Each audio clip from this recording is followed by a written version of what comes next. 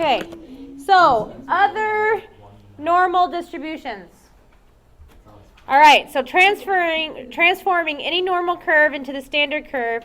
Remember that when translating each number in the data set, the mean is also translated the same amount.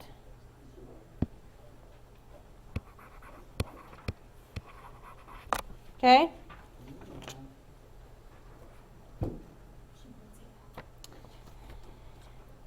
Okay, but the standard deviation, does the standard deviation change? No. So, I should say, not instead of no, I should say does not change. All right? So, think back, this was back early in the semester when you're adding a certain amount to a whole bunch of numbers and you find the mean. The mean changes by that same number that you added to every other number. So like if I had 5, 10, 15, and I added 3 to each of them, then my mean would be what it was before plus 3. But if I'm multiplying, what happens to my mean? If I multiply by a constant to all my data points. It's multiplied. Does that affect my standard deviation? No. So that's what this is. To adjust the standard deviation, one must multiply, actually, each value in the data set. Okay? Yeah, it depends on where you're going. So if we want to transform the distribution with a mean of 185, or 183, and the standard deviation equal to 6.7 to a normal curve, what we want is we want a mean of what?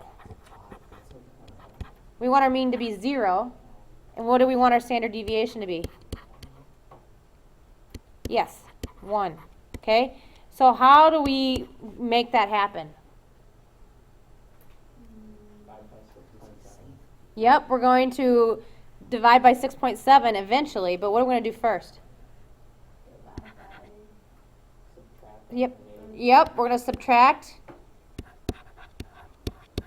183 from each data point, and then divide by 6.7.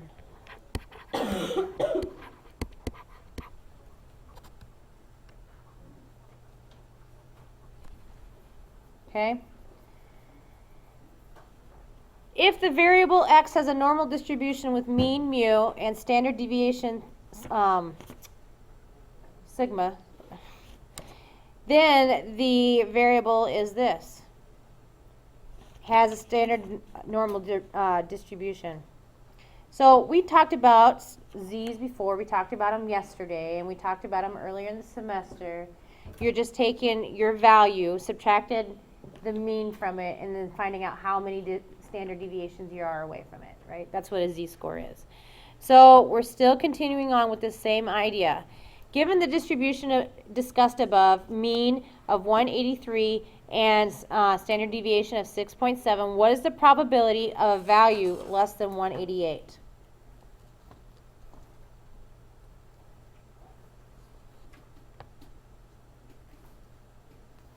So how would I find that? Subtract 188 from 183. Yeah, so that's exactly right. So 188 minus 183. And then what am I going to divide that by?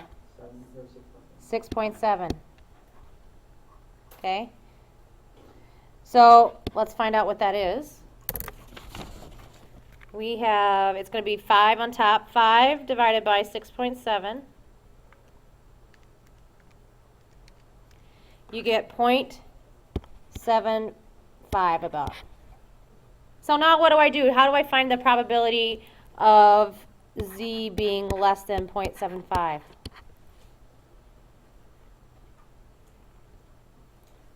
What did we do Tuesday? We got to use the chart. Yep. So if you go to your chart and look up 0.75, What do you get? Okay, so the probability of this, according to the chart, from what I hear from you guys, because I haven't looked at it, is 0.773. So that means it's a 77.3% of the data is less than this z-score. Okay?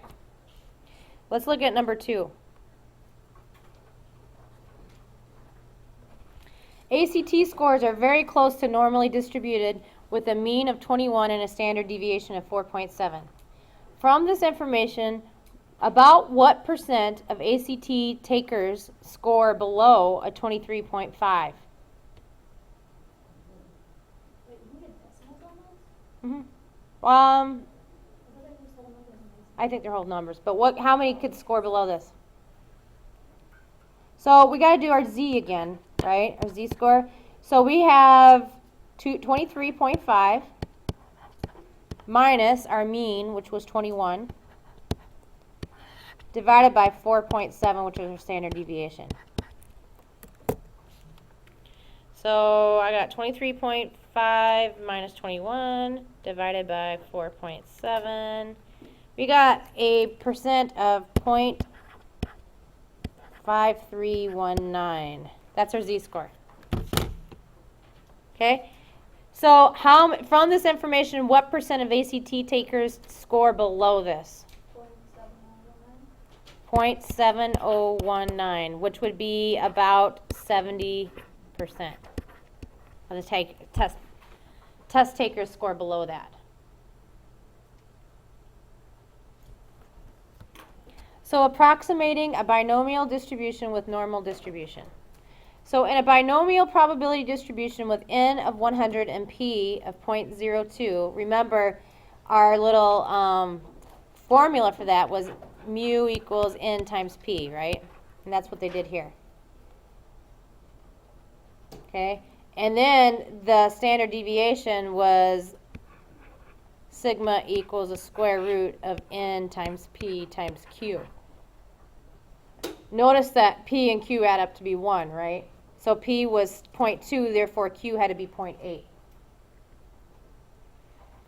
Okay, so here's the binomial distribution with a normal distribution of the same mean and standard deviation.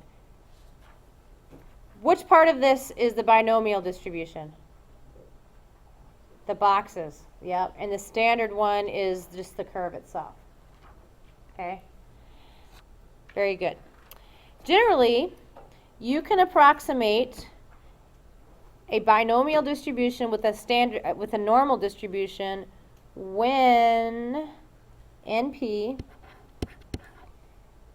and NQ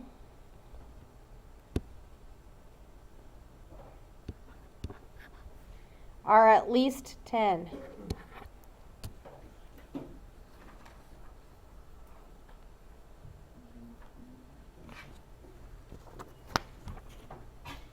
Okay, so this is our last one, guys.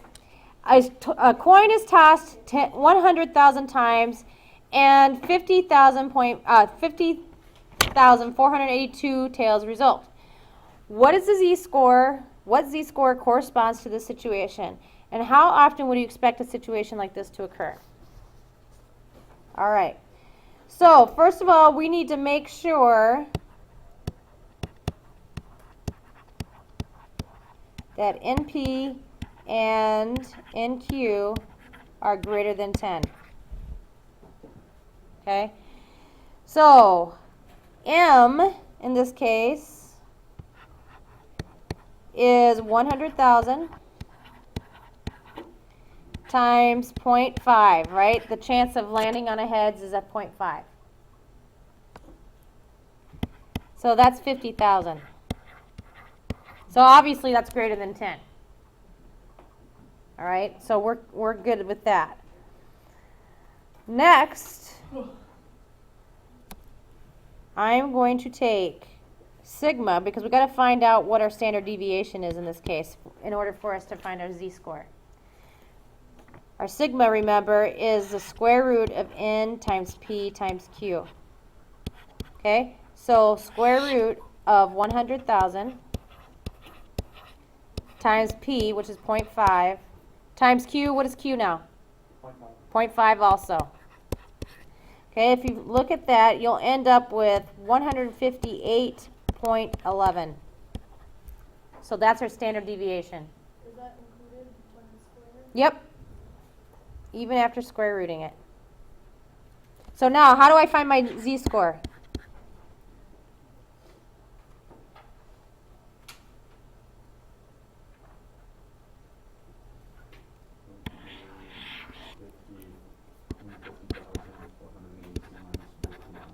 Yep.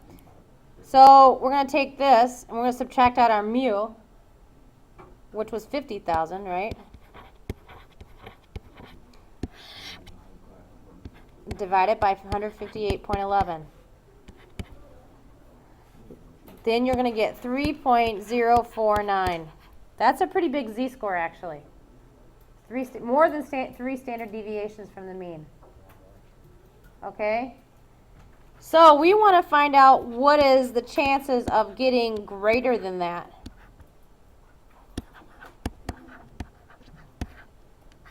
What's the probability?